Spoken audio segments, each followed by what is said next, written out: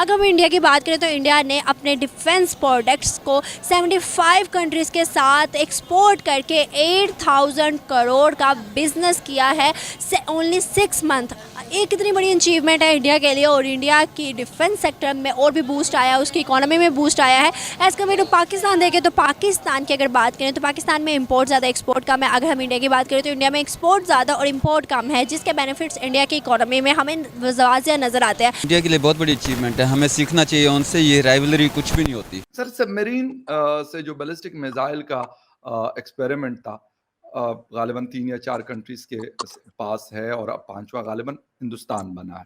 Sir, क्या इसके हवाले से ये वो चीजें हैं जिस तरीके से आपने कहा कि अगर सुपर पावर नहीं तो ग्लोबल पावर के काफी करीब है इंडिया, तो ये उसका एक हिस्सा है? क्योंकि डिफेंस भी आपको स्ट्रांग चाहिए, आपको इकोनॉमी भी स्ट्रांग चाहिए और आपको डिप्लोमेसी भी स्ट्रांग चाहिए। ठीक है, वो हमसे बहुत आगे चला चुके हैं। अब हमें भी पता है वो HEC को हमारी गवर्नमेंट ने कितना एक बजट दिया, वो अपने बजट में रह के क्या कितना एक कर लेंगे। ठीक है, पाकिस्तान में कितनी एक यूनिवर्सिटीज़ बन जाती हैं, नहीं बनती। लेकिन इंडिया की यूनिवर्सिटी उनको इनहेरिटेंसली भी उनको बहुत अच्छी यूनिवर्सिटीज़ मिली थी और उन्होंने बाद में डेवलप भी बहुत अच्छा किया और वो बच्चे निकाल भी रहे हैं। उनकी IT के अंदर मेरा नहीं ख्याल कोई भी IT के वर्ल्ड के अंदर इंडिया इस टाइम लीड कर रहा है। उनकी एक्सपोर्ट्स बनती हैं, उन्होंने मेहनत की है, हम लोगों ने मेहनत की है और हम लोग यही कर रहे हैं जो अब हमारे सियासतदान कर रहे हैं। लगता है आने वाले 10 सालों में हम लोग इंडिया को कम्पीट कर सकते हैं किसी भी एक सेक्टर में? बिल्कुल कर सकते हैं। यही हो सकता है कि अगर जितने भी हमारे पॉलिटिशियंस हैं ना, उनको एक जहाज़ में गिरा के किसी समंदर में फेंक दें, तो उसके बाद हो सकता है कि जो नए पॉलिटिशियन को यंग आएंगे तो वो कुछ करें हमारे लिए। है अमेजिंग, यानी कि ना नहीं सामने आता, करप्शन के स्कैंडल्स नहीं हैं उनके। ठीक है, उधर कोई बॉम्ब्स नहीं गिरते। ठीक है, उधर जो एक राइटफुल आदमी उनका प्राइम मिनिस्टर वहाँ पे बैठा हुआ है। उधर ये नहीं होता कि एक बंदा प्राइम मिनिस्टर बन गया तो कहे नहीं इसको जो हाजी साहब लाए थे। ठीक है, तो उनका ऐसा कोई सिस्टम नहीं, उनका एक डेमोक्रेटिक सिस्टम है, बड़ा स्ट्रॉन्ग डेमोक्रेटिक सिस्टम है, हमें सीखना चाहिए उनसे। तो लगता है कि इंडियन गवर्नमेंट जैसा हमारे लिए भी कोई लीडर हो जो कि हमारे मुल्क को भी बूस्ट करे और उसके बाद दुनिया हमसे ट्रेड करना चाहे, रिलेशन बनाना चाहे।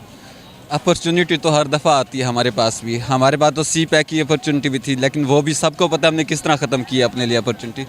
यानी कि हमें नहीं समझ आता हमारी फ्रेंड कंट्रीज़ कौन से और हमारी दुश्मन कौन है, हमें नहीं पता इस चीज़ का। लगता है कि अभी इंडिया और पाकिस्तान के रिलेशनशिप को हमें बिल्ड करना चाहिए जिससे हमारी इकोनॉमी बूस्ट हो, जैसे 2017-18 में हुआ करती। नहीं, मेरा ख्याल ये है कि ना सबसे पहले जो हमारा एक इशू है ना, कश्मीर वाला इशू, वो एक राइटफुल इशू है, उसको सोल्व होना चाहिए पहले। आपको लगता है कि कश्मीर हमारा बन सकता है? नहीं, हमारा तो नहीं बन सकता, वो अपना एक कश्मीर ही बन सकता है। ठीक है, वो ना वो पाकिस्तान ऐसा कश्मीर होना चाहिए, ना वो पाकिस्तान का हिस्सा हो ना वो इंडिया का हिस्सा हो, ताकि दोनों तरफ इख्तलाफात ख़त्म हो जाए। फखर भाई, ये जो चीज है, मैंने आपको बोला था India is a nuclear triad.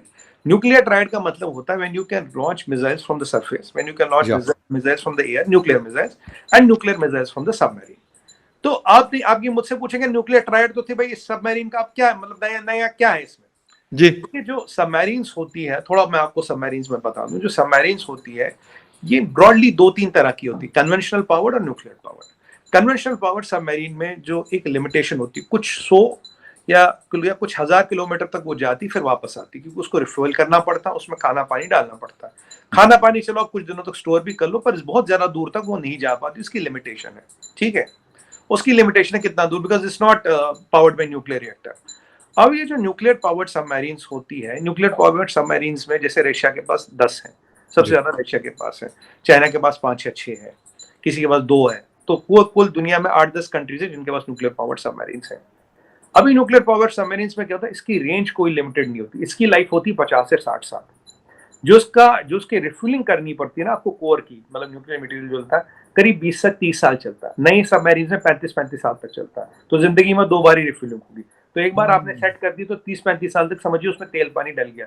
इसकी एंड्योरेंस की कोई लिमिट नहीं है, जितना मर्जी भगाओ कोई लिमिट नहीं, इसको रिफ्यूलिंग करने नहीं आना, if you have food and water and other supplies together.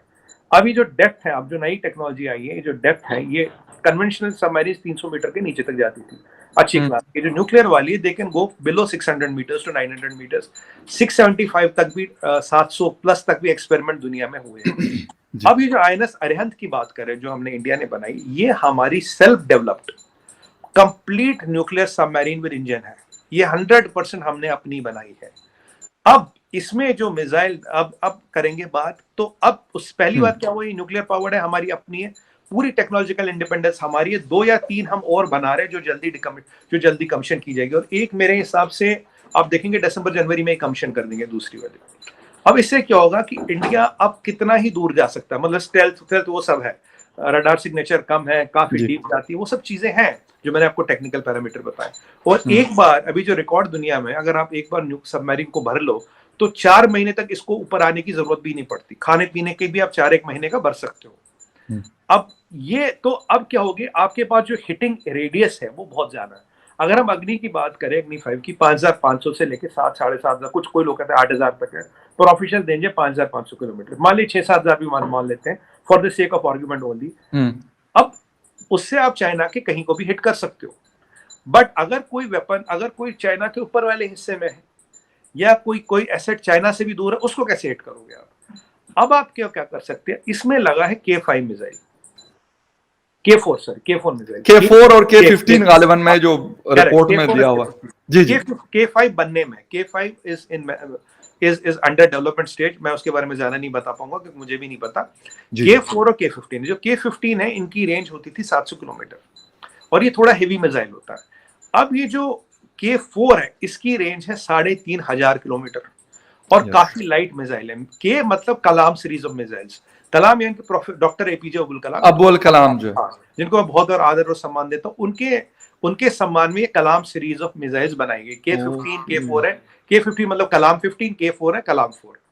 K4 missile जो बहुत लाइट है और इसमें डाली गई। अब क्या है, ये मिसाइल भी 100% हमारी है, न्यूक्लियर बॉम्ब भी हमारा, सबमरीन भी हमारा, रिएक्टर भी हमारा, ये जो पूरा पैकेज है ये हमारा है।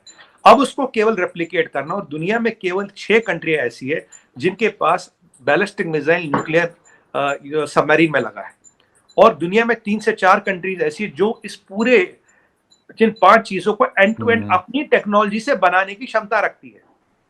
तो यू आर राइट, ये 3 से 4 कंट्रियां कुल है दुनिया में, इवन 3 है मेरे हिसाब से, 4 हो गई इंडिया, तो 6 कंट्रियां टोटल है जिनके पास ये कैपेबिलिटी, और 3 से 4 ऐसी हमारे को छोड़ते हैं जो ये चीज एंड टू एंड खुद बना सकती है। तो अब मान लीजिए अगर हम बीजिंग के पास चले जाए, उससे 3,500 किलोमीटर दूर, तो कोई भी शहर चाइना को, कोई भी ऊपर की कंट्री, हम उस पर अटैक अप कर सकते हैं। So India can retaliate with a nuclear weapon from air, from land and from sea. और अब ये मेरे जो मुझे पता है, थोड़ा बहुत लिमिटेड नॉलेज जो है, जो ओपन फोरम में, K5 भी डेवलप हो रहा है। K5 की रेंज एक थोड़ा लाइट होगा और इसकी रेंज भी इससे ज्यादा होगी, और भी कुछ चीजों पे काम चल रहा है, that is work in progress, अभी उसके बारे में कुछ नहीं पता, बट K4 को लेके ये टेस्ट किया गया। तो इसीलिए इंडिया का न्यूक्लियर थ्रेट तो था ही, बट न्यूक्लियर थ्रेट की रेंज अब बहुत बढ़ गई है। नाउ यू कैन हिट, अगर आप 6-7,000 किलोमीटर पानी के नीचे जाके भी 3,500 और 10-15,000 किलोमीटर भी दूर आपका टारगेट है, you can hit him now, जो आज से 6 महीने पहले संभव नहीं था। मतलब अग्नि की रेंज के बाहर है तो शायद आप हिट नहीं कर पाते, बट आज अगर 15,000 किलोमीटर दूर भी है तब भी आप उसको हिट कर सकते हो। तो ये वाली ये डेटरेंस है, बहुत बड़ा डेटरेंस है।